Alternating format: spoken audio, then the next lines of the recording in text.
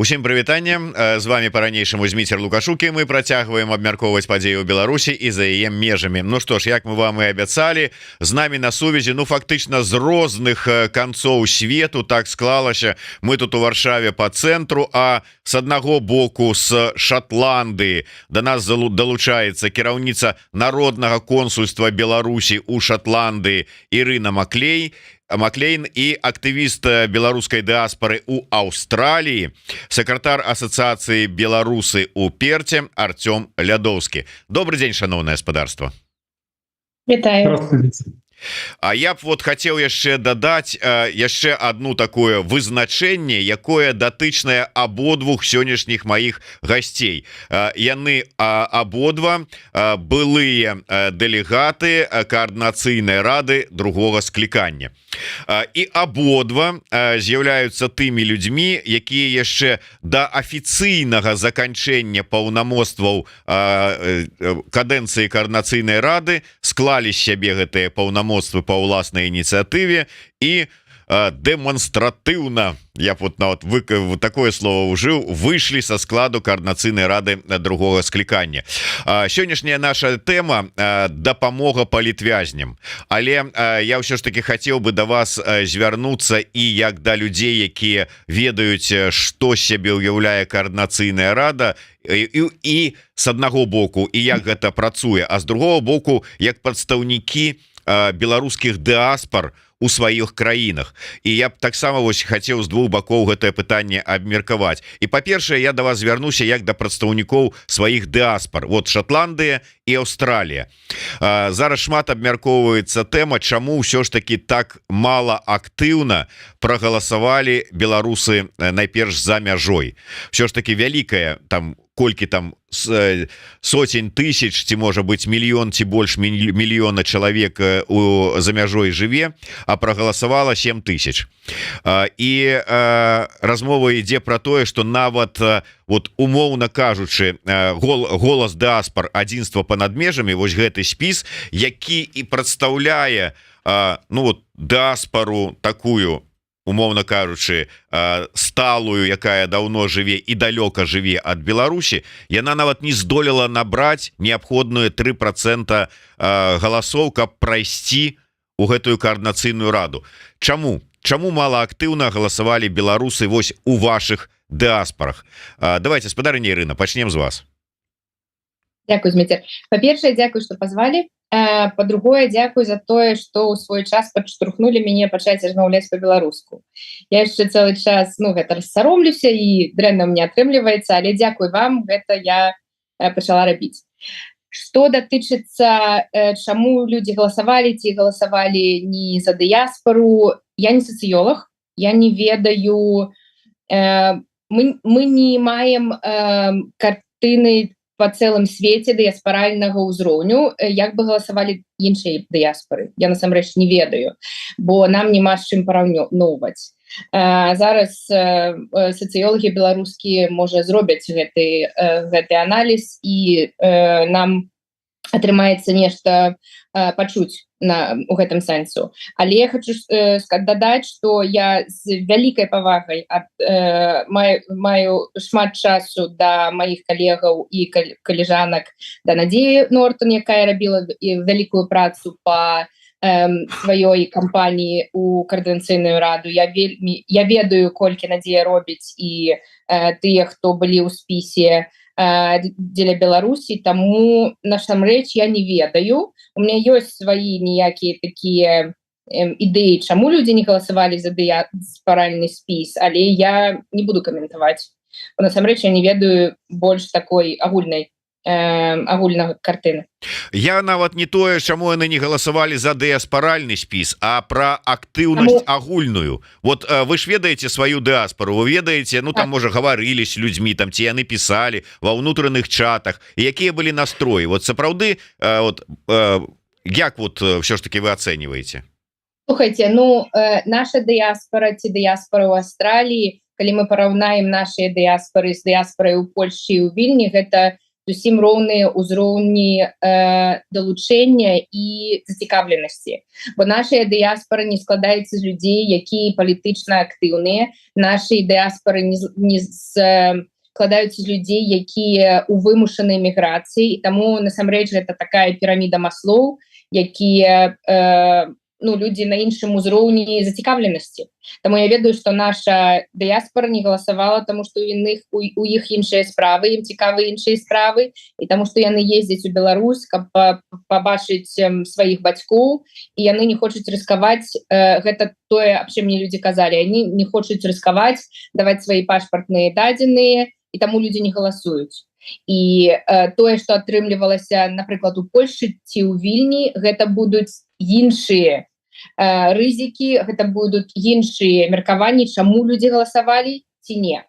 Таму гэта такая чыстая сацыялогія, я не ведаю. Спадар Артём, маеце што дадаць вось са свайго аўстралійскага пункту гледжання? Ира совершенно правильно определила одну из причин, что люди боятся. Неважно, где они находятся, у них в Беларуси есть какие-то родственники или близкие. И в связи с тем, что, я не знаю, там вы обсуждаете или не обсуждаете возросшую активность в Беларуси, тут на многих уголовные дела заводят и там делают всевозможные процессуальные действия. Люди, естественно, боятся, не хотят рисковать. И поэтому, когда они начинают взвешивать на одной стороне, неважно, какой это риск, неважно, там, поеду я в Беларусь, не поеду я в Беларусь, мало ли там вдруг что произойдет. Люди просто на всякий случай этого не делают. И с другой стороны, они рассматривают, хорошо, так, пойду я сегодня и проголосую, да, и что мне от этого? То есть вот конкретно, вот Ира сейчас сказала, что там люди делятся на политически активных и политически неактивных. Я про себя не отношу к политически активным людям, но тем не менее я точно так же, как и все остальные, взвешиваю на весах. Хорошо, вот я пошел сегодня, определился со своим выбором, высказал там публичную поддержку там, команде Павла Латушко и проголосовал. Значит, что конкретно я получил? То есть вот я этот риск на себя взял. Для чего? И когда люди начинают задавать эти вопросы и получать, например, какие-то разъяснения от политически активных людей вроде нас с Ирой, да, то есть мы там вроде как считаемся лидерами диаспоральных сообществ, и мы начинаем объяснять, понимаете, там, Координационный совет очень сильно важен для того, чтобы у нас была национальная идентичность, и мы не позабыли, что такое строительство института гражданского общества, что-то куда-то начинает улетать, то есть это интересно. Но люди не ассоциируют себя с этим вообще. Люди заняты своими жизнями и своими жизнями, своими там, семьями, работой. И когда вот этот трэш, который сейчас происходит на нашей родине, становится рутиной, вы, надеюсь, вы согласитесь со мной, что там, в любом человеческом сознании происходит рано или поздно рутинизация даже самых страшных процессов, которые происходят вокруг.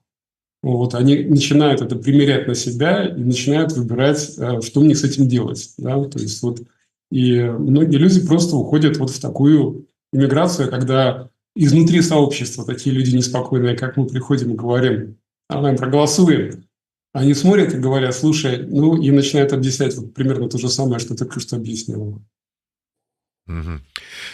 Что ж, давайте звернемся до асноўнай тэмы. Можа быть, мы яшчэ закранем там тэму там координацыйнай рады, актыўнасці, палітычнасці, непалітычнасці, але асноўная тэма нашай сённяшняй размовы гэта ўсё ж таки дапамога палітвязням. Тым больш, што акурат такі так атрымалася, што быў вось, умоўна кажучы, так сумны такі дата, калі 4 гады таму быў затрыманы Сергей Тихановскі, акурат такі чалавек, які знаходзіўся ў той же самай калоніі, дзе знаходіцца Тихановскі, ён вось быў днямі эвакуяваны з Беларусі і учора даў сваё першае інтэрв'ю, дзе расказваў пра тое, у якім стане знаходіцца Тихановскі, як ён сябе пачувае, як ён працягвае нават у тых умовах неяк змагацца змагацца за свае правы і гэтак далей. У такой же самой ситуации, як і Ціхановскі, з большай там крыху большай, дакладней крыху меншай розніцай, але знаходзяцца усе палітычныя зняволеныя, якія сталі закладнікамі лукашэнкаўскага рэжыма.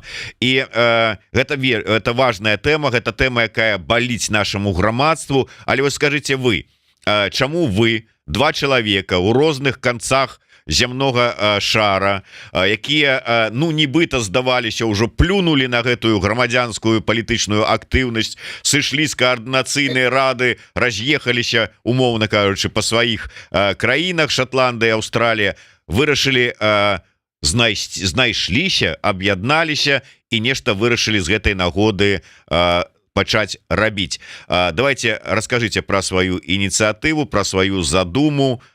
С кого почнем? Давайте, спадарыня Ірына. Давайте к Артему, бо у нас Артем. Мы договорились, что я ж просто не ведаю, кто у вас там галоўны завадатар. Вы ж мне не поведомили, тому вы сами тут уже кируете. Давайте, спадар Артем. У нас, как обычно, нет этого главного заводила. Мы все работаем коллаборационно и делим роли, как обычно мы это делаем. Сразу хочу разделить политическую активность и гражданскую активность. У нас гражданская активность ни на секунду не затухала, поэтому я думаю, что здесь очень важно провести это различие. Политическая активность у меня лично там заняла целый год для того, чтобы понять, что это не мое. То есть это не тот кусок пирога, который я хотел бы есть. Я хотел бы есть какой-то другой. Вот. А другой кусок пирога – это когда я занимаюсь тем, что мне интересно, когда у меня есть совершенно четкий скилл-сет, который я могу применить, скилл-сет, набор знаний и навыков. И я работаю с людьми, с которыми я работаю, как песню пою, и у меня душа поет, и мне приятно их видеть, мне приятно с ними общаться, и когда мы вместе работаем, мы делаем что-то, из-за чего я получаю там некое удовлетворение и создаем какую-то позитивную волну, которая еще и имеет... в данном случае мы это делаем для того, чтобы заниматься фандрайзингом и помочь тем фондам солидарности, которые есть в Беларуси, собрать деньги и помочь семьям политзаключенным. Значит, сама по себе идея исходит из того, что почему люди, участвуя в гражданской активности, то приходят в гражданскую активность, то уходят из нее. В основном они это делают из-за того, что у них есть собственные жизни. Они уходят из нее из-за того, что у них есть собственные жизни, которыми регулярно нужно заниматься. И активность из-за этого имеет этот волнообразный характер. Для того, чтобы поддерживать постоянный интерес людей к такой деятельности, необходимо создавать что-то, что будет давать им положительные эмоции. То есть что-то ощущение завершенности дела, отошли на 2 шага назад, посмотрели на то, что сделали, и понравилось. И не всем там, возможно, нравится выходить на площади и участвовать в протестах, но всем нравится заниматься каким-то типом творчества. Поэтому наш проект, в частности, он заключается примерно в следующем. Мы взяли корневую идею, это идея национальной идентичности через реализацию белорусов себя в тех средах, куда они попали после эмиграции. Да? То есть белорус уехал из своей страны, приехал в какое-то новое место, но при этом он белорусом не перестал быть. И он каким-то образом себя проявил там и тем самым принес частичку нашей большой белорусской культуры в то место, частью которого он стал. Неважно, куда он уехал. То есть он уехал в США, в Австралию, в Шотландию, в Европу, приехал, ассимилировался и стал себя проявлять.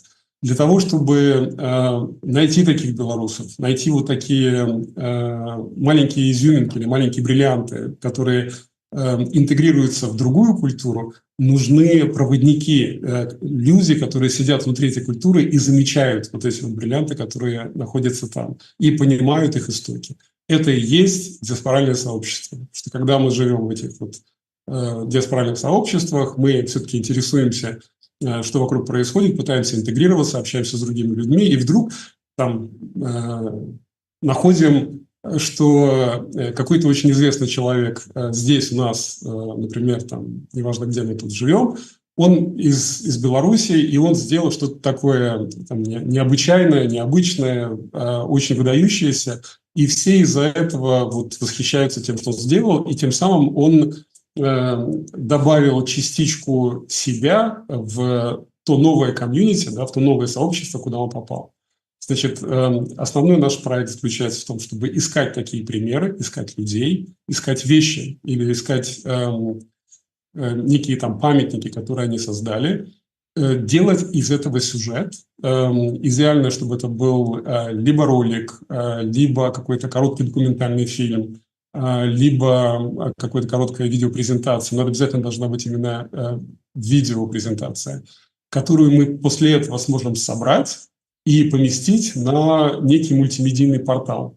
Сделать презентацию вот всех вот этих вот изюминок, разбросанных по всему миру, собранных всей нашей большой диаспорой. И я подчеркиваю это. Обратите внимание, насколько интересная и позитивная эта работа. Это всегда интересно. Вот находить что-то, выкапывать это, очищать его, искать его истоки, делать об этом историю, которую люди хотят услышать. И эта история будет вдохновлять людей по всему миру. И все, ну, то есть, в частности, я думаю, там, этот мотив основной, который стоит позади нашего проекта, вы уже разгадали. То есть, это всегда интересно сказать: смотрите, это же наш белорус, смотрите, как хорошо сделал. Ведь наша белоруска, смотрите, как классно сделала. И после этого представить это все в виде медийного проекта.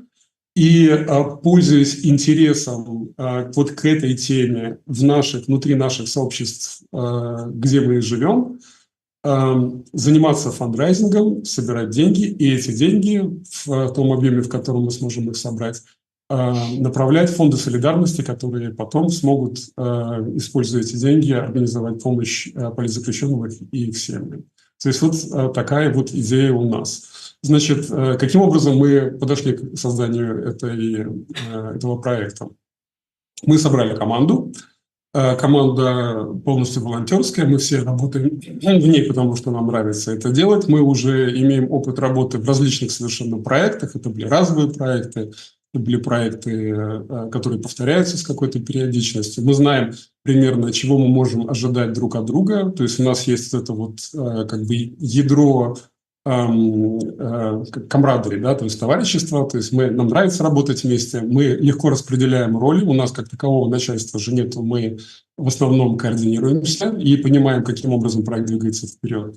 И собирая таких же энтузиастов по диаспорам, мы как бы приглашаем их принять участие в этом проекте и предлагаем им несколько уровней принятия участия вот в этом проекте. Конечно же, диаспоры совершенно различные. Есть очень большие, там, могучие, мощные диаспоры, такие как там, в Германии, в США, там, в Израиле, где очень-очень много белорусов, и они могут, объединив свои ресурсы, сделать довольно неплохие проекты.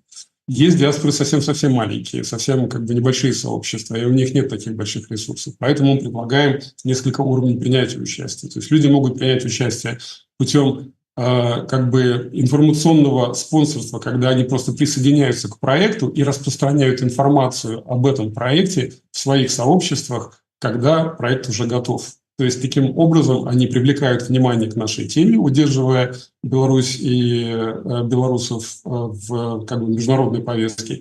И если у них получается, тоже участвуют в том, что собирают деньги. Второй уровень – это участие при помощи некоего инфлюенсера внутри этих сообществ, который держит некий медийный канал и может удержать внимание нескольких, там, не буду говорить миллион, большого числа людей в местном сообществе к этой теме путем привлечения внимания своих фолловеров, да, вот, к этой теме. Это как бы второй уровень участия. Третий. В каждом относительно большом государстве существуют национальные медиа, там телерадиовещательные компании. Как правило, в них есть программы, которые направлены на поддержку небольших групп и национальных меньшинств. И можно получить их поддержку в том, что у них уже есть финансирование государственное направленное или там частное финансирование, направленное на поддержку сообществ вроде нашего, и привлечь их в качестве партнеров, которые могут произвести этот уникальный контент и таким образом как бы добавить еще один кирпич вот в наш проект. Вот такие как бы 3 различных уровня. На данном этапе мы находимся как раз на этапе, когда мы находим вот таких вот партнеров, которые могут нам помочь с продакшеном нашего контента. У нас уже началась стадия сбора различных активных людей, инициативных энтузиастов с разных диаспор. У нас уже какое-то количество людей собралось. Вот, и мы полным ходом двигаемся вперед. У нас по предварительному таймлайну по графику, мы должны собрать людей и подготовить контент примерно к началу сентября. И в течение сентября и октября мы занимаемся тем, что мы продвигаем тот контент, который начинает появляться из наших групп. И где-то к концу ноября мы примерно предполагаем уже определиться с датой презентации того проекта, который у нас получится. Если получится все так, как мы задумали, то, может быть, и мы хотели бы, чтобы так было, этот проект станет повторяющимся. И тогда у нас возникнет там некая такая вот периодичность вот таких вот проектов, неважно, с какой периодичностью он будет появляться, возобновляться, то есть там раз в год, раз в 2 года, раз в 3 года. Самое главное, чтобы у людей сохранялся интерес вот к такой позитивной совместной деятельности и к созданию чего-то большого, интересного, там, вечного, что нас будет всех объединять, ну и служить доброму делу. Вельмі цікавая ідэя з пункту гледжання того, что сапраўды па ўсім свеце раскідана вельмі шмат беларусаў, і сярод іх вельмі шмат сапраўды і цікавых, і адметных, і гениальных людзей, якія у пэўных галінах, ну, можа быть, штосьці такое зрабілі, что варта для гісторыі, каб ну, запісаць, за неяк вот занесці в архіў, каб это было. Але безумоўна, гэта трэба рабіць, і я цалкам вот за любы движ вось у гэтым накірунку. Але вот задаецца пытанне, людзі просто удакладняюць, і як яны ўсё ж таки збіраюцца праз гэты свой проект дапамагчы палітвязням. Вот, спадарыня Ірына, ўсё ж таки больш падрабязна такі меркантыльны і практычны, вот, ну, створаны проект. Я просто як чалавек, які мае дачыненне да медыа, ведаю, что на медыапрадукце, ну, зарабіць грошы вялікія, прычым даволі складана, скажем, мягко. З гэтай нагоды, калі мы кажам про тое, что вот прогучалі словы, что заробленыя грошы будуць там перадавацца фондам там Buy Soul, Buy Help, Dissident Buy, іншыя там фонд краіна для жыцця для дапамогі палітвязням, але пакуль не зусім зразумелыя шляхі, як з дапамогай вось гэта контента гэтай прадукцыі ёсць магчымасці атрымаць нейкія грашовыя сродкі. Дзякуй, цудоўнае пытанне. Я дадам трошку, бо мы з Артём, як ён казаў, працуем у камандзе, у нас усе ролі падзелены, таму Артём гэта про структуру, а я гэта про эмоцыі і про меркантыльныя нашыя мэты збірання грошай для палітвязняў. Трошки вернуся до таго, як мы с вами размаўлялі, Зміцер, по нацыянальнай ідэі. Я цэлы час казала про Беларусь у кішэні. Гэта про гэтае, гэта про тое, каб наш бренд, які існуе ў нашай краіны зараз, Лукашенко дыктатура, зменіць на бренд, які мы хочам, каб нас свет бачыў. Каб людзі, мы самі беларусы, каб мы дачыніліся до таго, каб самі для сябе зрабілі, каб не цэлы час, я ўжо не ведаю колькі, праз 20 гадоў цэлы час высвятляю гэта вот тут Польша, тут Россия, а мы там пасярэдзіне, каб мы самі мянялі гэты бренд, які стварыў Лукашенко за нас. Што датычыцца меркантыльнага збірання грошаў, гэта будзе рабіцца цэлы час пра тыя ўзроўні далучэння, аб якіх казаў Артём, але таксама мы запрашаем усіх далучацца на індывідуальным узроўні, калі ты хочаш далучыцца ананімна таксама. Гэта медыаплатформа, аб якой казаў Арцём, гэта ўсё будзе рабіцца праз медыаплатформу, і гэта такая кнопка на фандрейзинг, яна будзе, мы яе адчынім, мы яшчэ не дамовіліся, але на 6-8 тыдняў мы будзем адчыняць гэтую кнопку по фандрайзингу, і усе, хто далучаецца да проекту, смогуць распаўсюджваць, у них будзе магчымасць распаўсюджваць гэтую кнопку. І тое, аб чым казаў Арцём пра розныя ўзроўні, гэта таксама, калі ты адзін беларус жыеш недзе пасярэдзіне на канцы света і хочаш сваёй суполцы у краіне трошку расказаць пра Беларусь, ты можаш зрабіць, у нас існуе банк ідзей, мы зараз яго дапаўняем, ты можаш спеч дранікі і пазваць сваіх суседзяў і расказаць ім трошку пра Беларусь, і таксама па фандрейзіць. І калі ты прынесеш $100, гэта таксама далучэнне да цэнтральнага сэнсу адчування, што мы ўсе робім адную справу. Калі ты на фандрайзіш $100, калі ты з ніякай вялікай карпорацыі, як я планую у Брытаніі, пазбіраеш, я не ведаю, мне вельмі амбіцыйныя планы, я не хочу зараз іх адчыняць наконт вялікіх карпорацый, заснавальнікамі якіх былі 100 гадоў таму беларусы. Я хочу, каб яны далучаліся, я хочу прынесці зашмат грошаў. Гэта ўсё пойдзе у одну кішэню, і у нас існуюць таксама крэатыўныя метады гэтага фандрейзинга. Мы, як наша каманда, як Арцём казаў, усе працуем як валанцёры, але мы ўсе прафесіяналы у сваёй дзейнасці, таму такія метадалогіі ўжо у нас ёсць. І калі людзі глядзяць зараз нас, мы зараз працуем над вырабленнем сацыяльных сетак і нашага бренду, нашага лога, і зараз глядзіце, мы будзем запускаць усе і сайт, і сеткі сацыяльныя, каб людзі маглі далучацца, каб людзі маглі распаўсюджваць інфармацыю і рыхтавацца ўжо да самого контента. На гэты момант, я не ведаю, у нас 20 краін ўжо далучылася, не ведаю колькасць, ці 19 ці 20 краін па ўсім свеце дыяспора далучылася, і мы на гэтым не скончваем, бо мы вельмі амбіцыозна да гэтага ставімся. Гэта наша першая спроба, аб тым, аб чым казаў Арцём.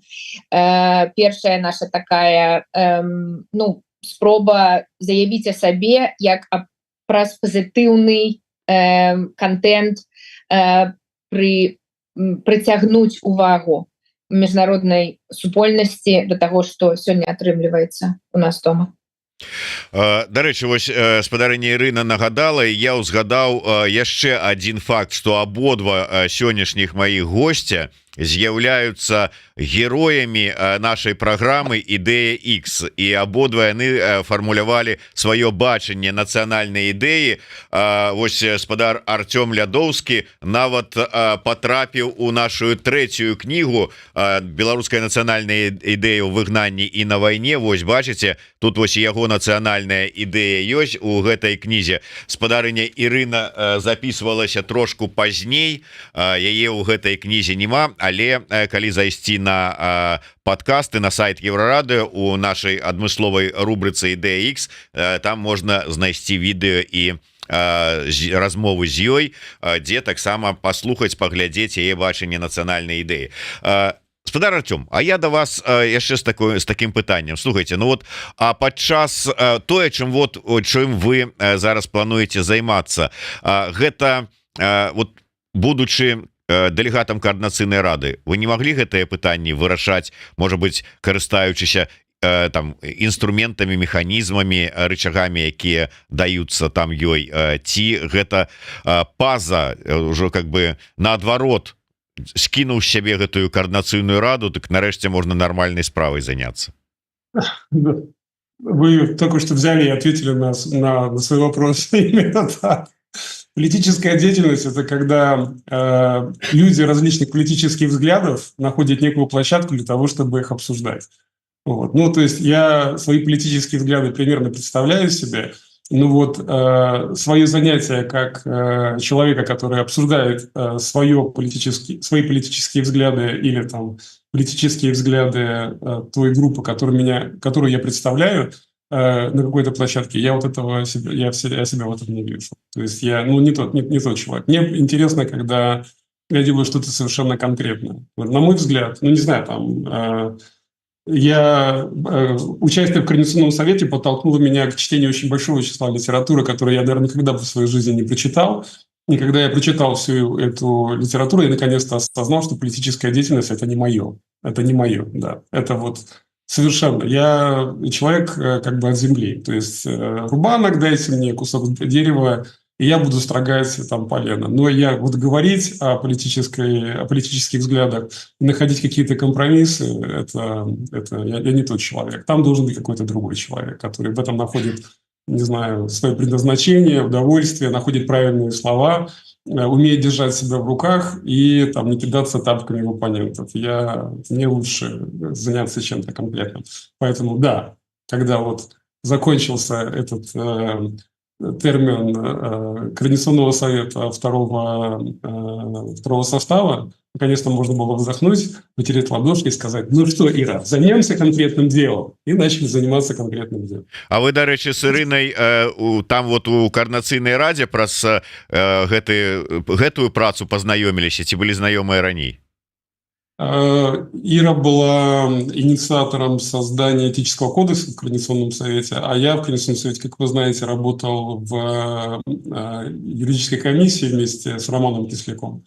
И мы готовили итоговую редакцию этического кодекса для его голосования, и мы на этой теме сошлись, но Иру мы с Ирой знаем друг друга еще со времен народных посольств. Ну, так получается, что все активные белорусы, наверное, по всему миру как-то друг друга знают через вот эту нашу естественным образом складывающуюся общественную сеть. Мы все друг с другом постоянно на контакте. Поэтому не то, что мы там познакомились, мы знали друг друга и раньше, но там мы просто сошлись совсем как-то тесно и работали вместе, и поняли, что мы, наверное, можем работать вместе и создавать какие-то вещи вместе. Ну, у любым выпадку, як я разумею, фактычна у адпаведнасці з фразай, якая ўжо стала класікай рэвалюцыі 20-го года. Вы не ведалі адзін аднаго да гэтага лета 20-го года. Спадарыня Ірына, да вас, як тут набліжаючыся да завяршэння, да вас як да чалавека адказна за эмоцыю і арганізацыю, як далучацца усім жадаючым, куды, з якімі ідэямі, што рабіць, куды крычаць?